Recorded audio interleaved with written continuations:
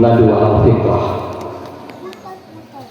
Allahu Akbar, Allahu Akbar, la ilaha illallah, wallahu akbar, wallahu akbar, walillahil hamd.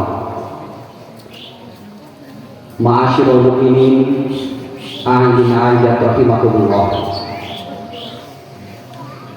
Pagi hari ini kita bersyukur kepada Allah dan patut kita panjatkan yang setinggi-tingginya.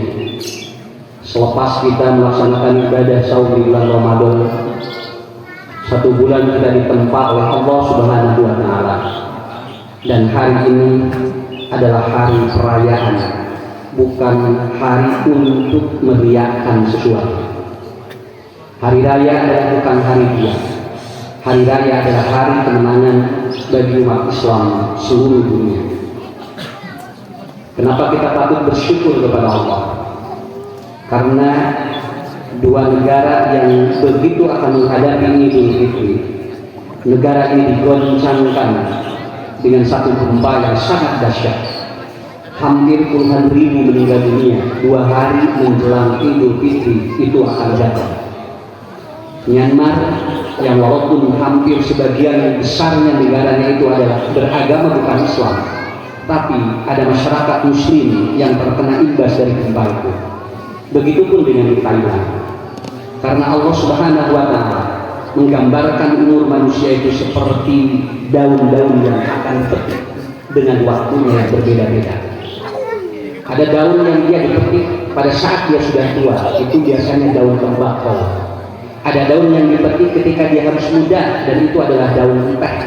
Tapi ada daun yang dia itu kemudian si biji ataupun si tangkainya dirabut, lalu kemudian daunnya yang muda dan yang tua pun itu kemudian itu dipetik, yaitu daun singkong. Begitulah umur manusia.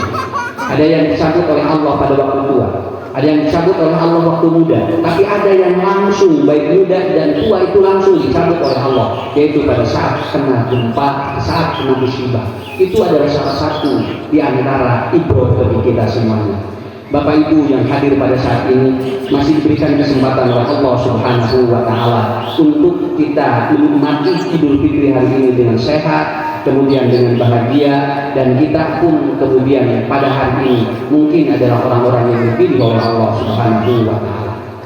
Nikmatilah sesuatu yang ada dan jangan kita meniru orang-orang yang segala ada. Kenapa? Karena orang yang segala ada belum tentu menikmati apa yang sedang dinikmati oleh kita. Kita menikmati ada yang Allah berikan pada saat ini, dan kita tidak perlu melihat orang lain yang mungkin dia lengkap mobilnya, lengkap kemudian ornamennya, aksesoris di dalam tubuhnya. Tapi kalau itu bukan milik kita, lebih baik kita menikmati yang ada daripada kita meniru orang yang dia segala ada, tapi belum tentu dia itu di dalamnya juga adalah sesuatu yang nikmat. Maka hadirin rahimakumullah, Idul Fitri seringkali diidentikan dengan bahasa namanya Lebaran. Lebaran itu adalah semua bahasa yang ada di Indonesia.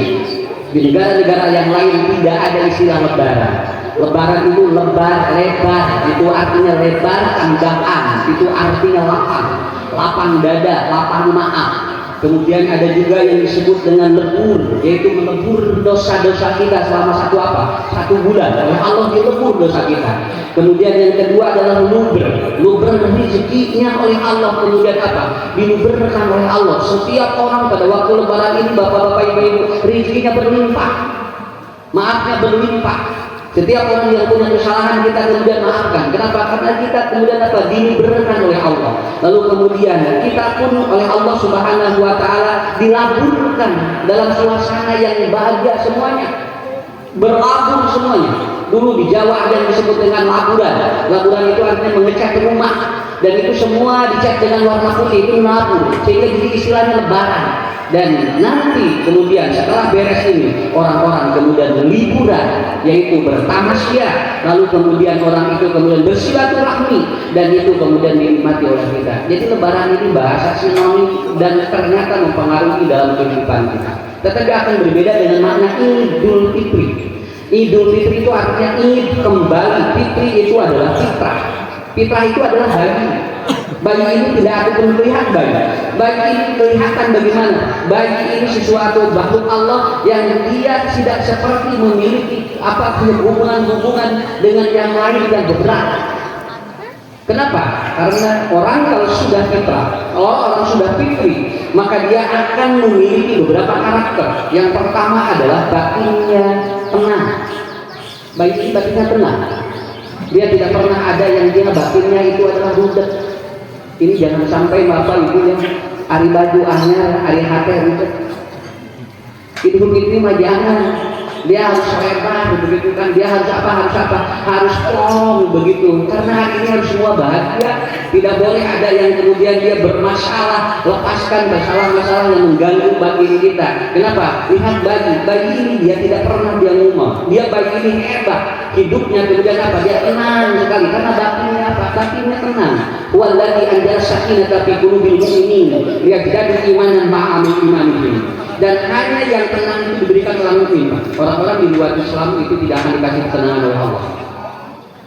Jadi kalau ada orang yang dia hidup orang muslim kalau belum tenang, itu berarti ada problem di dalam jiwanya, begitu kan ya?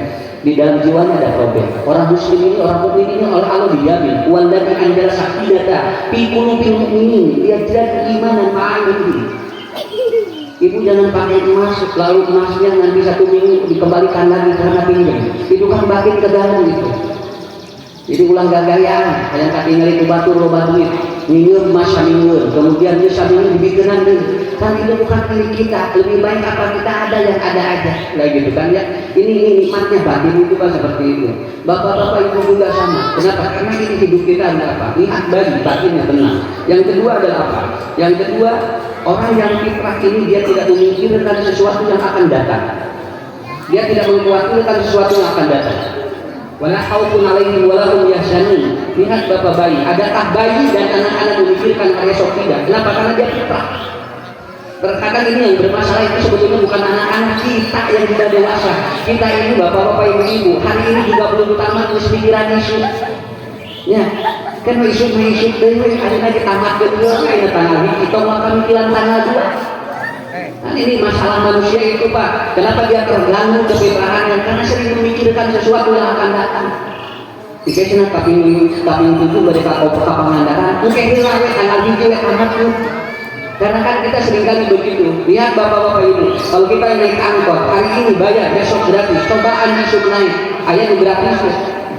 Begitu hari Senin atau Selasa naik, itu kemudian apa? Biasa yang gratis hari Rabu kemudian naik, yang gratis hari Kamis sampai akhirnya tidak ada. Artinya hari inilah yang kita nikmati, nggak perlu memikirkan sesuatu yang belum terjadi kepada diri kita. Ibu kalau masih ada suami jangan ngomong Pak kumaha bapak mau, ayah kayaknya atau nyebut gitu. Kayak gini mau ayat takdirnya kan itu lah itu. Dan bapak juga sama begitu. Kenapa? Karena hidup kita itu apa? Kenapa? Wala khaufun 'alaihim wala hum yahzanun. Bayi tidak pernah memikirkan hari esok. Bayi tidak pernah dia juga bermasalah. Bayi ini tenang hidupnya. Dia alhamdulillah tidak pernah. Coba bapak ibu tanya, bayi atau anak-anak, dia memikirkan hari esok tidak? Tidak. Dia menikmati hari ini. Dan dia pun tidak mengeluh tidak apa? Tidak mengeluh dan dia tidak merasa kecewa dan sesuatu yang tidak terlalu. Kenapa? Karena dia wala khaufun 'alaihim wala hum yahzanun. Itu ciri fitrah yang kedua. Jadi kalau sekarang masih ada yang galau, ada yang gelisah, ini bisa, ya. Nah, masih kayak negara rangel, pikiran, sok lepas dulu. Ibunya lepas dulu. Salaki udah lepas dulu. Maksudnya masalahnya bukan salakina, masalahnya lepaskan. Bapak isi udah lepaskan masalahnya. Kenapa? Ya kita capek Pak, umur kita terlalu pendek untuk memikirkan problem yang ada dalam hidup kita. Begitu ngasah ke jual 72 ketinggalannya jual ke kubu-kubu. Karena apa? Karena kita terus mengikuti pikiran dan hati kita dengan problem yang masuk ke dalam kehidupan kita. Lihat bayi, enak bayi itu. Hidupnya dia apa? Dia hidupnya slow. Dia hidupnya apa? Energi. Dia bermain dalam batin-batin yang bagus. Kemudian yang ketiga, ciri batin yang ataupun ciri fitrah, wujuhu yauma idzin nadhirah. Ceria, entong luwut atau lebaran teh barudak gitu kan. Ini si ibu siga di lebaran sebenarnya, siga tidur pipi, kieu we karung siga loba masalah. Ini bapak tanya, ini ada masalah apa? Lihat bayi, saya tersinggung pak. Bayi wujuhi yaumaidin nadhirah. Umar bertanya, ya Umar, wa kaifa kana min ahli jannah? Ya Umar, bagaimana keadaan orang yang di surga katanya? Apa? Undur sibyana, lihat bayi, lihat anak. Orang di surga seperti bayi, dia bahagia, dia fitrah. Dan wujuhi yaumaidin nadhirah. Ibu, bapak, kalau kita merasa sehat, kalau kita merasa bahwa sesuatu itu kemudian tidak mengganggu pikiran kita, ini akan terlihat. Kenapa? Karena mayakhruju fil qalbi tanzuru fil wajhi. Apa yang ada di dalam batinmu itu akan terlihat dari wajahnya. Ini nggak bisa dibohongi, nggak bisa dibohongi. Bagaimanapun kita dipaksain untuk bahagia, di wajah itu kelihatan. Kenapa? Nabi ini ahli psikologi yang sangat hebat. Kalau Anda ingin tahu masalah orang berat, lihat wajahnya, begitu aja. Lihat wajahnya. Jadi ibu bapak tidak perlu sekolah tinggi. Kalau ingin tahu masalah orang, tinggal dia begitu lemah. Kelihatan dia ada masalah, ada tidak juga kelihatan. Begitu. Kenapa? Karena orang di surga wujuhi yaumaidin nadhirah. Orang fitrah ini selalu ceria. Lebaran waktunya, kata usahanya aduh kudu-kudu. Kenapa bapak ibu? Karena ini untuk menjaga kefitrahan kita. Kemudian yang selanjutnya adalah apa? Orang yang dia itu fitrah, yang nanti dia nyoba hal jajan ihsan, dia selalu positif tinggi. Dia selalu pikirannya bagus. Dia selalu pikirannya tidak ada yang jelek. Dia selalu husnudzon sampai dia menghadap Allah pun sedang apa? Di husnudzon, dia sedang berhusnudzon kepada Allah. Gak apa-apa bapak ibu. Negara kita lagi bermasalah atau tidak, bagi kita positif tinggi aja. Sampai ada yang ibu, Ustaz capek habisnya di Indonesia, loba masalah, gacan, loba musibah, gacan, loba masalah, gacan naik gitu. Ibu mereka pindah keluar dari Indonesia. Mereka mana itu? Mereka Garut. Merupakan Garut dari Indonesia itu kan? Bu, karena bagi kita dimanapun sama apa berada. Yang penting bapak-bapak ibu-ibu, kita harus hal jajar ihsan. Kenapa? Karena pikiran akan mempengaruhi feel, perasaan akan mempengaruhi worksheet kita, pekerjaan kita, dan worksheet kita akan mempengaruhi apa? Kebiasaan, habit kita, dan habit kita itu akan mempengaruhi nasib kita. Kesimpulannya adalah nasib jelek itu dari pikiran yang jelek, dan nasib yang baik itu adalah dari pikiran yang positif. Itu aja. Kenapa? Karena pikiran akan mempengaruhi nasib seseorang. Pak Ustaz, kenapa nasib saya selalu buruk? Karena pikiran Anda yang buruk. Ya, Pak Ustaz, kenapa nasib saya baik? Karena pikiran kita yang baik. Karena itu kuncinya. Kenapa? Hal jaza'ul ihsan bil ihsan. Dan Allah itu tidak akan memberikan balasan kecuali apa yang kita pikirkan. Bapak-bapak ibu yang dirahmati Allah, ma'asyiral mu'minin, aidan rahimakumullah. Itulah gambaran dan ciri yang kelima adalah optimalisasi ikhtiar. Kenapa? Lihat aja, bagi ini Pak Bu dilempar, dia itu kan tertawa. Bagi ini kalau dilempar ke atas dia tersenyum. Kenapa? Positif tinggi dia. Ya, coba alurkan Pak, Bapak Ibu serima.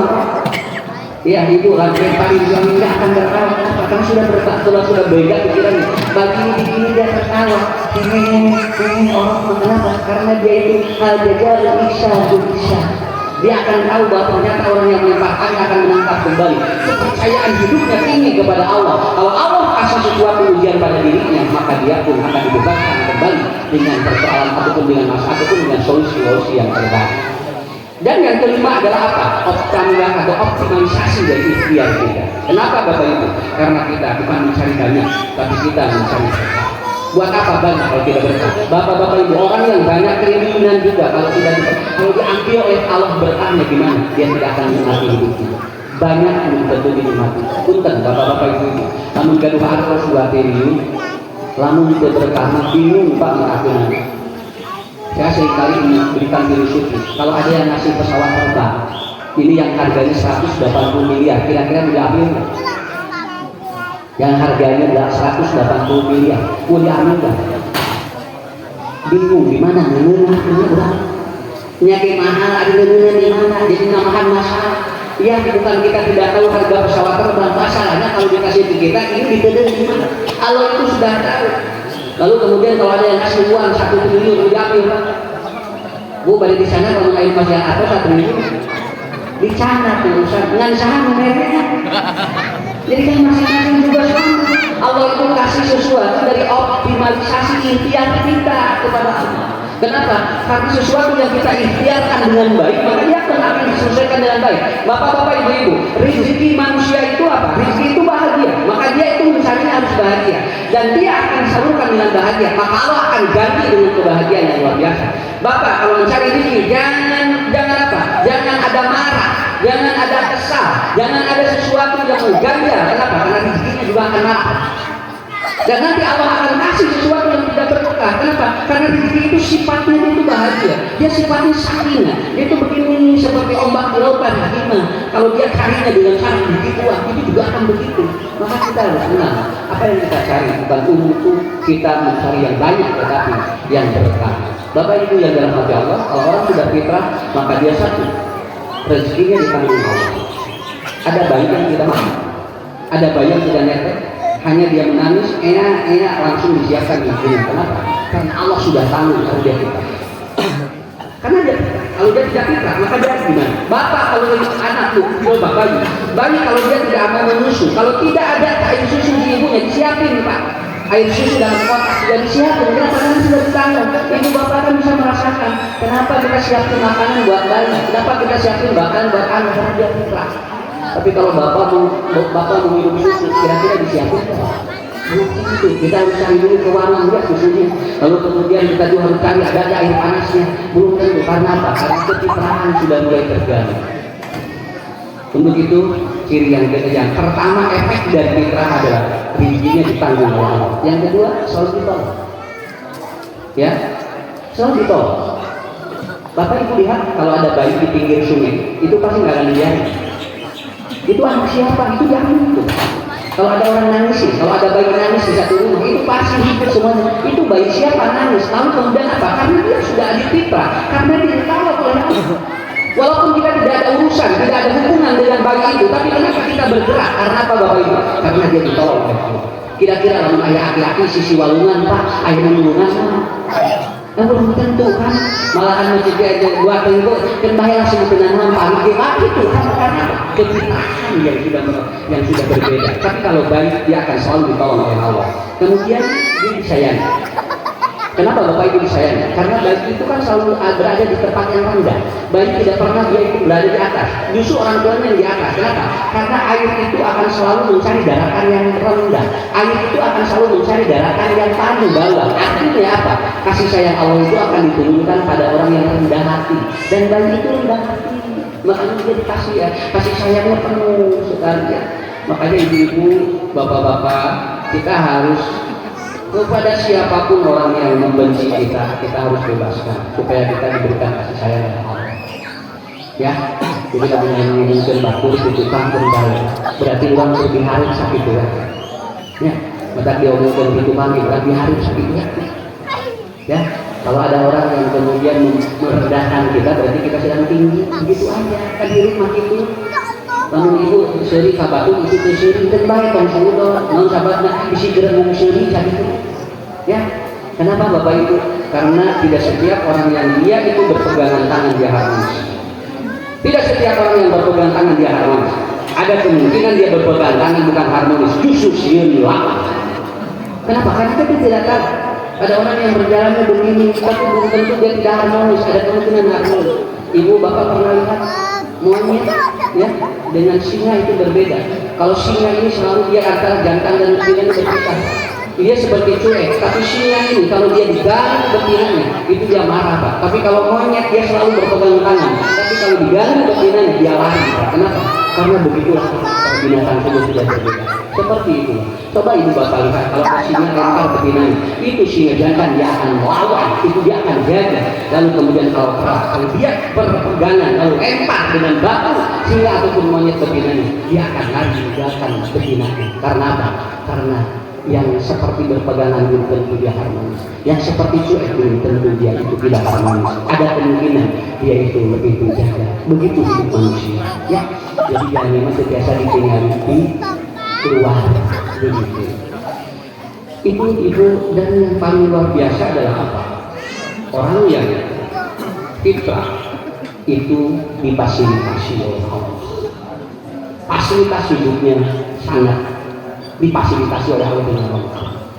Bayi disiapin pokoknya, bayi disiapin, kemudian bajunya, bayi disiapin makanannya, baik semua fasilitas hidupnya disiapin, dan dia tidak pernah berpikir, dan dia tidak pernah meminta, dan dia tidak pernah merenungkan apa yang akan datang, karena dia sudah telah.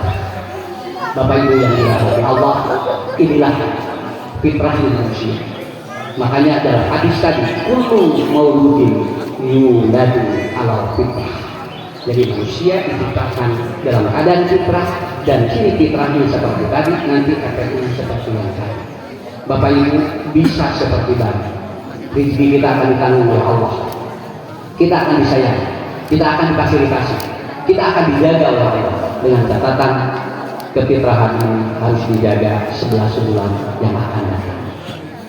Karena tidak hanya hari ini kita Bapak Ibu harus bahagia. Orang punya uang bahagia, tidak punya uang tetap harus bahagia. Ya, yang tahun ini boleh bahagia, untuk ini kudu bahagia. Kenapa? Karena rugi. Kalau Idul Fitri bahagianya bagi orang-orang yang pikir. Maka orang yang tidak pikir itu dia tetap harus bahagia. Yang penting kita mendapatkan fitrah. Terakhir dari saya, berdoalah yang terbaik hari ini. Karena kata Ibnu Hajar Al-Asqalani, doa yang paling dijabah oleh Allah adalah ketika bahagia.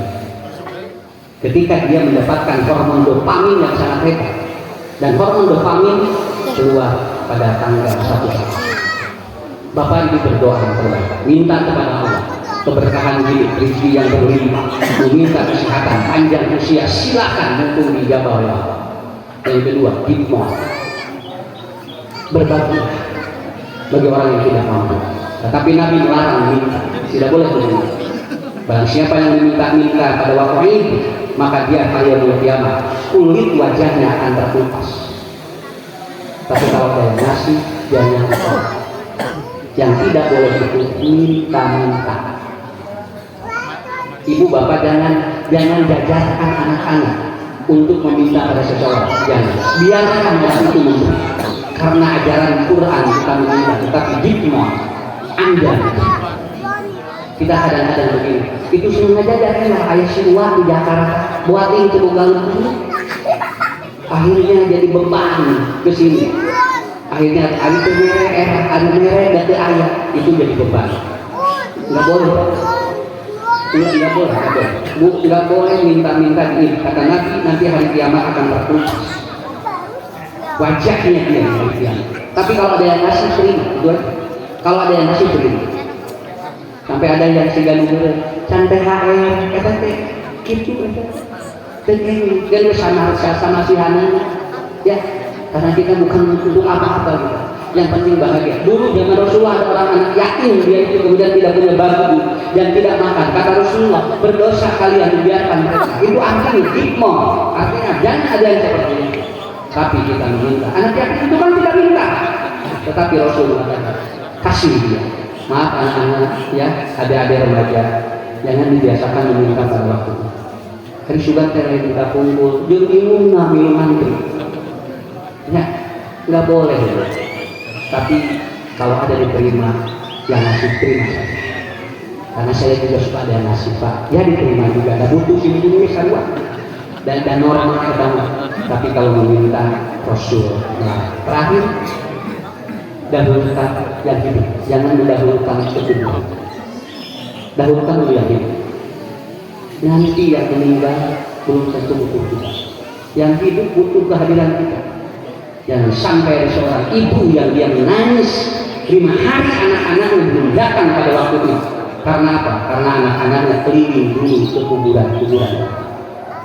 Padahal kata Rasulullah, temui kerabatmu yang hidup terlebih dahulu. Jangan dulu kau temui orang-orang yang meninggal karena dia belum tentu butuh. Mungkin dia sudah bahagia di akhirat, mungkin dia sudah bahagia di alam kuburnya, tapi kita belum tentu. Terkadang kita mendahului dua orang mati, orang yang hidup dibiarkan. Jangan begitu. Kita temui dulu orang yang hidup. Nanti yang meninggal bisa kapanpun. Dan kita berdoa bukan kepada orang yang ada di kuburan, tapi kita berdoa kepada orang yang ada di alam kubur. Yang alam kubur itu berbeda dengan kuburan.